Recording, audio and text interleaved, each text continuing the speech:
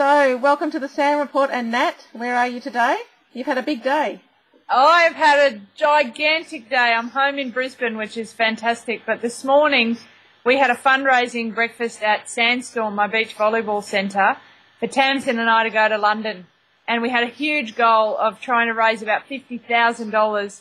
And I think we've got very close to pulling it off. So it's been very exciting. We had 250 people for breakfast on the beach with their feet in the sand.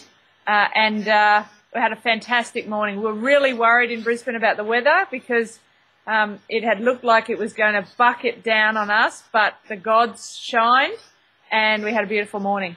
Fantastic. So where did they, friends, family, people just came to have breakfast with you? Yeah, all supporters over the last 20 years of my volleyball career, and of course family's always there. They get the free tickets, and then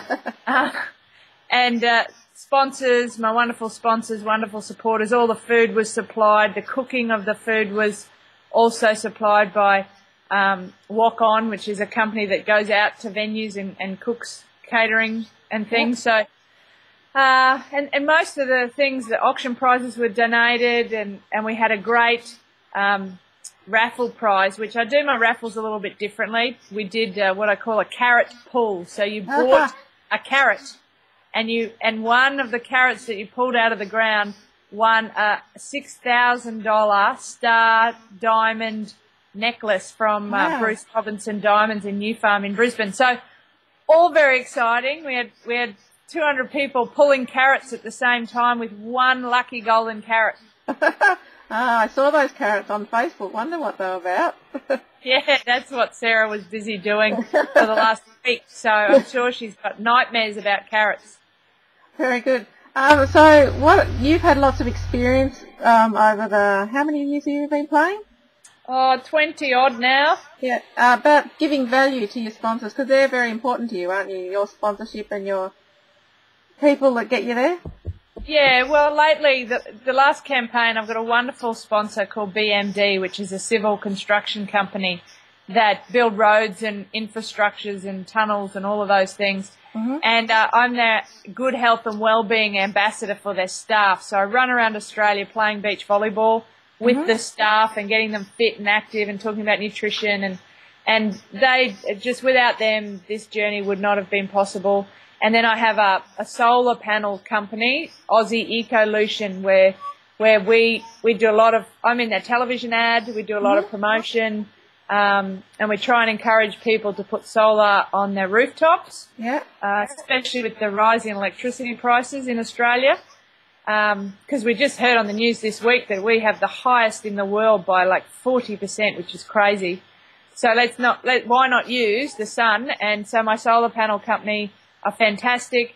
I have a car company that gives me my car, a local dealer called Kima Cars, my Oakley sunglasses, my 2XU compression garments for my recovery, Hamilton sunscreen, Oakley sunglasses, I might have said that. So there's this whole, it's all up on my website, teamnat.com.au, all the supporters. Fitness first for the gym. So one of the goals of sponsorship as an athlete is from my philosophy, is to write a list of everything that we pay for and then find a way to get that free, which is effectively putting money back into our pockets. But you've got to look after them. The most important part is to add more value than they think they're going to get. And I do that by my intimacy with the staff and just being always around to do that corporate speaking, to do their sales training, to play beach volleyball with the staff, and keeping them up to date with my newsletter, anything I can to promote them. Absolutely. So are you at their beck and call, or do you have to...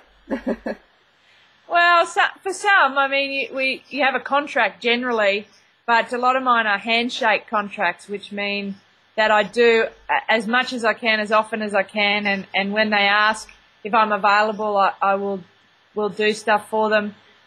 You have to remember too, there's a lot of charities out there asking for an athlete's time, and so I align myself with a couple of charities. My biggest being Camp Quality, which is a cancer children's cancer charity because my cousin had cancer. So, you know, and do a lot for those as well. So not really at their beck and call, but I want to impress them so that they continue their support.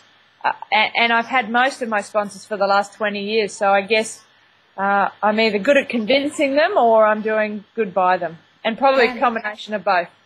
Absolutely. So have you been training hard this week or just winding up for the breakfast? Yeah, there hasn't been that much time to train, but Tamsin's been in town, obviously, for the breakfast, so we've spent a lot of time together on the sand and with Steve, working on our system as we always do, and just fine-tuning now. We're very close. We're 3 weeks away from leaving for Brazil. So now it's just the hard work is done now. It's really the mental game and fundraising today and getting us on the plane with those much-needed cash has definitely helped the mental game. Yep. So we now, you know, just fine-tuning. We're now getting ready for the big assault, and it will happen in a space of 4 weeks. We will know whether we're in a good position or whether we have to go through the back door, the side door, or find a way to get to London. So did you watch the swimming? Does that get you excited about the Olympics? Absolutely. Anything Olympic right now, any qualification trials. I mean, I must admit I was very disappointed for Thorpe, and then especially Hugel and Clemmy. Libby Trickett was the only sort of older athlete trying to go again, and she made it in the relay team, so that was encouraging. But yeah, seeing them all sort of one by one miss the team was a bit sad. Sad for Australian swimming and sad for the Olympic team. But then you see all the new and exciting young talent come through, and everyone's training the house down. You know, it looks like they're very fit, and that is encouraging. When you know that someone's booked that ticket on the Olympic team, it's like, oh, pick me, it's my turn. Fantastic. So, big week ahead? Yeah, this week is actually the lead into the national titles of the Renault National Beach Volleyball Series in Sydney. So I get to fly to Sydney again, hang out with Kerry Pothast, and Tamsin and I will play Friday, Saturday and Sunday in Manly Beach. So if you want to come down and have a look, come see us at Manly. And then after that, a bit of recovery before we fly to Brazil. Oh, very exciting. Yes, there's no room for error right now. There's no room to sort of sit back and relax. It's all about focusing on getting on the plane, getting our results. Very good. So we'll speak to you next week? I'll be in Sydney next week. Okay, fantastic. Bye. Bye.